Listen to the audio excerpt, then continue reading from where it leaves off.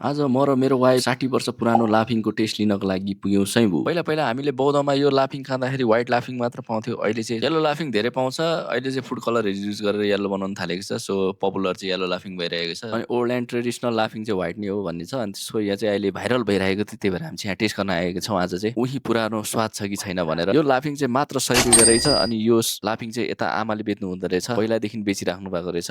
तर अहिले हामीले भर्खर थाहा पाएको कारणले चाहिँ हामी यहाँनिर हतार हतार व्हाइट लाफिङ टेस्ट गर्न आइसकेका छौँ आज। अनि र यतिकैमा चाहिँ आमाले रेडी गरेर दिनुभयो लाफिङ। त्यसपछि मैले लिएँ अनि फुचीलाई दिएँ। फुचीले चाहिँ यहाँनिर फुचे सुतिरहेको कारणले गर्दाखेरि चाहिँ खान अप्ठ्यारो भएर चाहिँ मैले फर्स्ट बाइट लिएको। ओ माई गड, फर्स्ट बाइट लिँदा त यस्तो मजा आयो कि थल थल थल परेको होइन, मजाले जेली टाइपको है, यस्तो मिठो भयो होइन। त्यसको त्यो जुन हुन्छ नि ससहरूको टेस्टले चाहिँ मजा लागिरहेको थियो मलाई चाहिँ। अनि मैले चाहिँ मिठो भयो भन्दै थिएँ फुचीलाई। अनि त्यसपछि फेरि फुचीलाई दिएँ। फुचीले पनि टेस्ट गरेर बवाल मिठो भयो भन्दै थियो। अनि त्यसपछि ओ झन् कि ड्याम 2 चम्चा 3 चम्चा हानिदिँदै थियो। अनि त्यहाँनिर एउटा ब्रेड देखेँ, अनि त्यो ब्रेड पनि लिएर चाहिँ मैले त्यो ब्रेड र अनि लाफिङ खाँदा त झन् मजा आउँदो रहेछ। टेस्ट चाहिँ अझै मजाको आउँदो रहेछ। त्यही भएर यो ब्रेड लिएँ, लाफिङमा चोबेर लाफिङको झोलमा चोबेर अनि त्यो खाँदै ब्रेड खाँदै लाफिङ खाँदै ब्रेड खाँदै गर्दा न्यू टेस्ट एक्सप्लोर भयो। तपाईँहरू पनि अब सैम्बु जाँदाखेरि, सैम्बु घुम्नु हुँदाखेरि चाहिँ यो ठाउँ जान नबिर्सिनु होला। इफ यु रियली लाफिङ लभर अनि त्यसपछि तपाईँहरूलाई व्हाइट लाफिङ मनपर्छ भने चाहिँ तपाईँहरू यहाँ जान सक्नुहुन्छ। हस् त, नेक्स्ट भिडियोमा भेटौँला। Thanks for watching. लास्टमा फलो गर्न नबिर्सिनु होला है त।